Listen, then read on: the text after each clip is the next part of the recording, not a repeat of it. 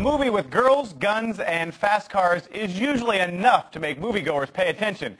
But if you add Quentin Tarantino and Robert Rodriguez, you've got a double feature called Grindhouse. Last night, just a few blocks away from our soundstage, they premiered this unusual joint venture. Daily's Errol Barnett was there.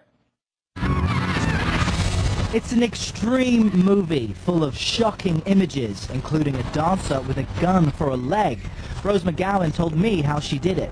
Well, it was a bit hard, I'm not going to lie. I was wearing a heavy gray cast on one side, and then on the other side, I have 4-inch high-heeled boots. So I was kind of like this, and I had to run as fast and do everything as fast as anybody else. But it was also a great challenge and great fun. If you wanted to join the circus and be a lion tamer, and you actually then, somebody walks over and says, here's the chair, here's the whip, get in there and go, and suddenly you're in there with 9 lions and you're just having more fun than you ever thought you could. Grindhouse is a union of Quentin Tarantino's Death Proof and Robert Rodriguez's Planet Terror. So what brings the two together again for a 6th time? One, his style is just so dynamic. I just love seeing his movies. I love waiting for them to come out.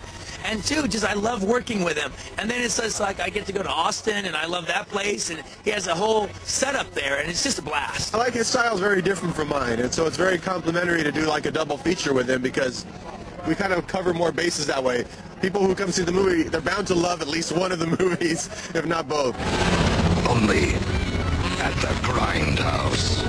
Now, a grindhouse is a type of theatre that would play movies with extreme, and I mean extreme, subject matter. And this time around, it looks like Tarantino and Rodriguez have more of it in this movie. Why do you think it's necessary to kind of relive it and bring it back now? Well, I just think it's fun. I just think it's going to be a fun night at the movies. You don't have to know anything about that stuff. As a matter of fact, if you're of the last couple of generations that have never seen any of this, then conceivably you'll probably even like it all the more. And me and Robert will look all the more original because you ain't never seen anything like this. This really appeals to anyone who loves movies and going to the theater because it celebrates that theatrical experience by turning it into this crazy circus of 2 full features, trailers done by other directors, and a huge cast of stars. So it's something people will never see again. So it's exciting.